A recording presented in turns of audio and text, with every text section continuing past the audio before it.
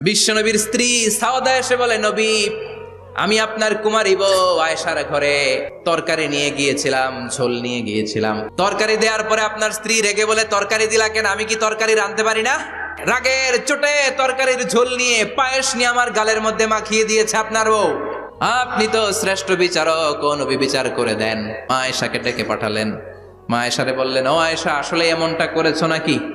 মা এসে বলে, নবী, তখন আমার মেজাজটা বড্ড গরম ছিল, আসলে কাজটা ঠিক হয় নাই, আমারে ক্ষমা করেন। বিষ্ণু বললেন, আমার আদালতের রায় হচ্ছে কিসাস। সাউদাকে যেমনি তুমি পায়েস মাখিয়ে দিয়েছ, সাউদাও পায়েসের বাটি থেকে কিছু পায়েস নিয়ে আয়েশার গালে মাখো। সাউদাও বিশ্বনবীর রায় অনুযায়ী বাটি থেকে পায়েসের ঝোল নিয়ে মা আয়েশার গালের মধ্যে মেখে দিলেন। মা আয়েশা কি আর করবেন, হেসে দিলেন। সাইয়েদাতুনা সাউদাও হাসলেন, বিশ্বনবীও হাসলেন। আরশের উপর থেকে খুশি হয়ে গেল কে? আল্লাহ।